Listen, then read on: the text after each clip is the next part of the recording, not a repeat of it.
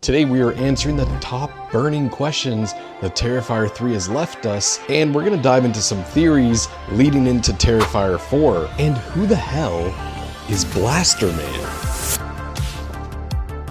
Let's get started. So the first burning question is, where is the little pale girl? Well, it seems like the pale girl took over Vicky's body. When Vicky seemingly cuts her wrists in the tub, it appears that the pale girl basically took over her body, and we get little glimpses of this in the letter written by Jonathan. And later in the movie, it's explained that this demon possesses those that are willing, or those who are just super evil. Speaking of that, let's talk about Art the Clown. So is Art the Clown immortal? It appears so. His body moves without his head even being there. Ever since he was brought back to life by the little pale girl, it is now clear that he is possessed by some kind of demon entity, and it appears that the main demon that possesses Vicky is the one that is sprouting to others. And you can see this at the very end of the movie where she tries to take over Sienna's body. But once Sienna kills this demon, could it be that Art the Clown lost all his supernatural powers? Is he back to being just a regular old clown? My theory is that he is still kind of demonic and has powers, but maybe once he dies again, I don't think he's going to be able to come back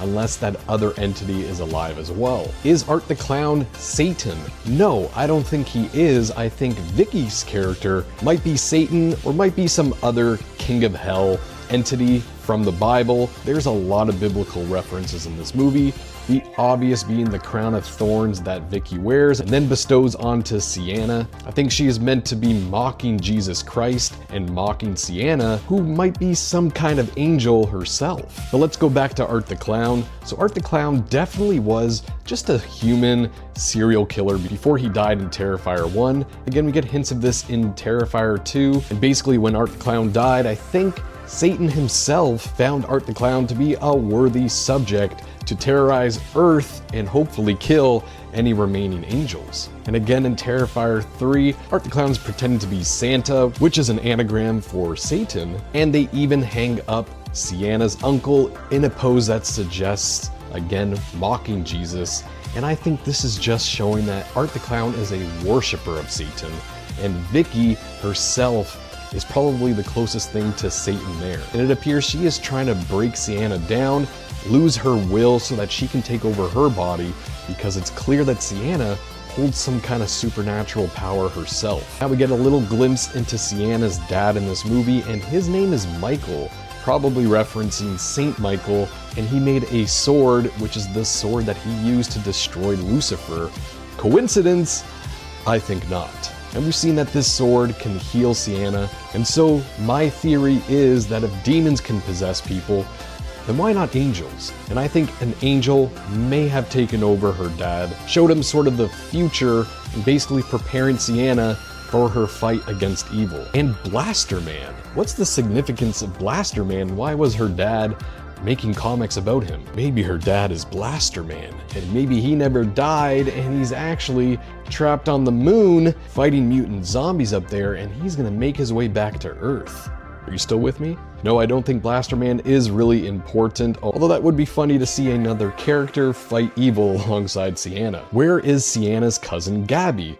Well, it looks like she got dragged to hell pretty much, and I'm thinking in the next Terrifier, Sienna is gonna go to that underworld where she saw that armor being built, and I think that's where she's gonna wear her armor and eventually finally defeat the evil that is possessing Art the Clown and Vicky and so on, and she's gonna rescue her cousin's soul. The last question, is Jonathan dead? I think this is gonna be one of two things. Jonathan is either gonna be still alive and he somehow escaped, although less likely. I'm thinking what's more likely is he is trapped in hell as well, and Sienna's got to rescue him and her cousin, and that's where she'll see him again. I don't really know, but I can't imagine this is the way they end Jonathan's character and kill him off screen. It just doesn't feel right. So those are my theories leading up to Terrifier 4 and some of the interpretations that I had of Terrifier 3. Do you agree with any of this, and did you notice something that I might have missed? Let me know in the comments below, and are you excited for Terrifier 4, or are they kind of losing you now with that supernatural aspect?